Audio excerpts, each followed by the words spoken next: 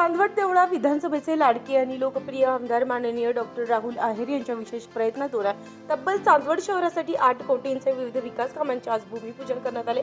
चांदवडकरांच्या मागणीनुसार आमदार डॉक्टर राहुल आहेर यांनी तब्बल 8 कोटी रुपयाचा विशेष निधी मंजूर करून चांदवड नगर परिषद अंतर्गत क्रीडा संकुल आणि जलतरंग तलाव, विद्यार्थ्यांसाठी अद्ययावत अभ्यासिका, वाचनालय तसेच आरोग्याच्या दृष्टीने अत्याधुनिक साहित्यासह परिपूर्ण अशी व्यायामशाळा, शनी मंदिर परिसरात नागरिकांना विविध धार्मिक विधींसाठी उपयोगी पडणारे 2 मोठे सभागृह तसेच जिल्हा परिषद उर्दू शाळेतील परिसरात काँक्रिटीकरण करणे तसेच डावखर नगर येथील मारुती मंदिर परिसरात सभागृह बांधणे असे विविध विकास कामांचे आज विधिवत पूजन आणि भूमिपूजन करून नारळ फोडून उद्घाटन करण्यात आलं।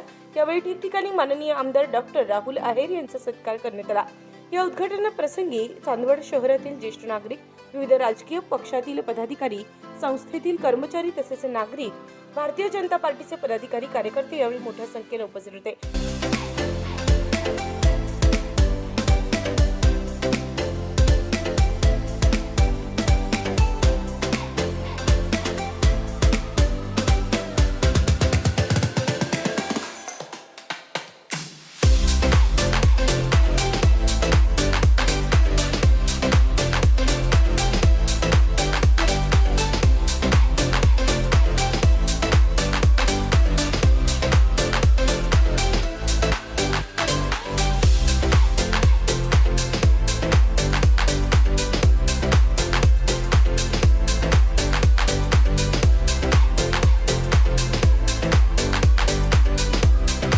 शहर आणि तालुक्यासाठी इथं राजमाता अहिल्यादेवी होळकरांच्या नावाने जलतरण तलाव, त्याचबरोबर श्रद्धेय अटल बिहारी वाजपेयींच्या नावाने अभ्यासिका आणि व्यायामशाळा याचं भूमिपूजन आपल्या चांदवड नगर परिषदेच्या जागेमध्ये, पण ती जागा निवडत असताना प्रामुख्याने आपण आपल्या संस्थेच्या आजूबाजूला कशी जागा मिळेल याच्यासाठी प्रयत्न करत होतो। खरं शहरामध्ये इतर थोड्याशा जागा ज्या होत्या त्या संस्थेपासून दूर होत्या, पण भाऊसा आम्ही सुरुवातीलाच जेव्हा इथं जलतरण तलाव करण्याचा नियोजन केलं तर सर्वप्रथम मी आपल्याशी चर्चा केली, जैन सर त्यावेळेस तिथं होते, की बाबा कारण हा एखादा प्रोजेक्ट किंवा एखादी वास्तू उभं करणं सोपं असतं, पण ती वास्तू जर चालवायची असेल, ती वास्तू जर उपयोगात आणायची असेल तर त्या वास्तूच्या मागे भरभक्कमपणे पाठिंबा पण लागतो। ती चालवायला तेवढी तिथं कुठली तरी संस्था पुढे यायला पाहिजे। खरं ही नगर परिषदेच्या मालकीची वास्तू आहे, आपण त्याच्यामध्ये महाराष्ट्र शासनाच्या विविध योजनांमधनं आपण तिथे पैसे घेतले, नगर उत्थानमधनं आपण साधारणतः आज ह्या वास्तूमध्ये आपण 7 कोटी रुपयांची इथं त्या सोयी सुविधा उपलब्ध करतोय, ज्याच्यामध्ये जलतरण तलाव असेल, अद्ययावत अशी लायब्ररी, वाचनालय आहे आणि जिम आणि सर्व साहित्य आहे। याच्या मागचा हेतूच हा होता की इथे मोठ्या प्रमाणामध्ये आपल्या संस्थेचे विद्यार्थी जे आहेत यांना याचा वापर करता आला पाहिजे। शहर आणि परिसरातील जे काही आपल्या माता भगिनी आहेत त्यांना पण याचा वापर करण्यासाठी आपण जो जलतरण तलाव इथे करतो आहे त्याला आपण एक खास दिवसातनं 2-3 तास जे असतील ते फक्त महिलांच्या वापरासाठी आपण ठेवतोय, जेणेकरून महिलांना त्यांचं आरोग्य असेल, त्यांचा विरंगुळा असेल, त्यांना तिथं व्यायामाची संधी असेल, ही ह्या वास्तूमध्ये तिथं घेता येईल। आणि म्हणून हा वास्तूची आपण निर्मिती करत असताना खास करून आपण त्याचं डिझाईनच असं केलेलं आहे की त्या वेळेमध्ये समजा 3 ते 5 असेल, 2 ते 5 असेल, जी काय आपण महिलांसाठी वेळ आपण राखीव ठेवतो आहे, ह्या वेळेमध्ये समजा जर आपण एका दाराला समजा जर तिथं कंट्रोल केला तर तिथं आतमध्ये दुसरं कोणीही पुरुष किंवा कोणी ज्याला अपेक्षित आतमध्ये नाहीये तो तिथं एंट्री करू शकत नाही आणि त्याच्याने त्या आपल्या वास्तूचा कंट्रोल हा आपल्याला महिलांसाठी तिथं व्यवस्थित करता येणार आहे। उजव्या बाजूला जिथं आपली तिथं वाचनालय आणि अभ्यासिका आहे, ती अभ्यासिका आपली दिवस आणि रात्रही चालू राहू शकते। तिथं एक सेपरेट फ्लोर आपण मुलांचा केला, एक सेपरेट फ्लोर मुलींचा केला आहे आणि त्याच्यामुळे खऱ्या अर्थाने ही वास्तू जरी शहराची आहे, तालुक्याची आहे, तरी प्रामुख्याने याचा वापर, याचा उपयोग हा आपल्या मुला-मुलींना जास्त होणार आहे आणि म्हणून याची जागा आपण निवडत असताना आपल्या संस्थेच्या समोर, जेणेकरून अत्यंत मोक्याच्या जागी तिथे आपण करतोय। खरं तर ही जागा निवडत असताना वेळ गेला, त्याच्यामुळे खऱ्या ह्या प्रोजेक्टला उशीर झाला। नाही तर जैन सरांना माहिती आहेत जैन सर इथं, आता ते नाशिकला निघून गेले, पण याला आले परत, मध्ये गेले होते वाटतं तुम्ही सुद्धा सोडलं नाही.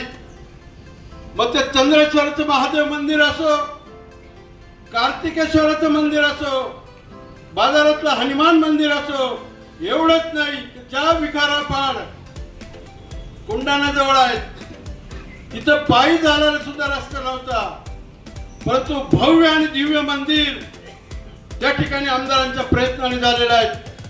म्हणून सर्वांगीण विकास आणि कोणतीही योजना सक्षमपणाने त्या ठिकाणी राबवलं, विम्याचे पैसे असो, शेतकऱ्यांचे पैसे असो, सातत्याने त्यांचं लक्ष आहे, बँकांवर लक्ष आहे, कोणती बँक त्या ठिकाणी कर्ज देत नाही याच्यावर सुद्धा आमदारांचं बारीक लक्ष आहे. आणि ते सातत्याने शेतकऱ्यांच्या सुद्धा पाठीमागे भक्कमपणाने उभे राहिलेले आहेत. आणि विद्यार्थ्यांसाठी सुद्धा त्यांनी वडाळी भोई येथे, चांदवड येथे अभ्यासिका त्या ठिकाणी केल्या. आणि या अभ्यासिकेचं स्वप्न ज्या वेळेला आम्ही चित्र पाहिलं त्यावेळेला सगळ्यांना मनस्वी समाधान झालं, आनंद वाटला. आणि म्हणूनच आमदार साहेब, तुम्हाला यापुढेही चांदवडची जनता तुमच्या पाठीमागे भक्कम उभी राहील. आणि मी सर्वांच्या वतीने तुम्हाला शुभेच्छा व्यक्त करतो. धन्यवाद. परिषद अंतर्गत क्रीडा संकुल आणि जलतरण तलाव ही गोष्ट हे एक लक्षात घ्या. नेमिनाथ जैनच्या कॅम्पस मध्ये होणारा कार्यक्रम जो आहे तो कार्यक्रमाच्या मागे सुद्धा आमच्या ट्रस्टीची भूमिका काय की हे कार्यक्रम हे विद्यार्थ्यांसाठी, चांदवड तालुक्यातील तरुणांसाठी गरजेचे आहे. आणि या तरुणांचं भवितव्य भाऊ तुमच्या या उपक्रमांमध्ये समाविष्ट झालेले आहे. म्हणून टाळ्यांच्या गजरात मी आधी तुम्हाला धन्यवाद देतो. क्रीडा संकुल आणि जलतरण या दोन गोष्टींची नितांत गरज होती, ती होते.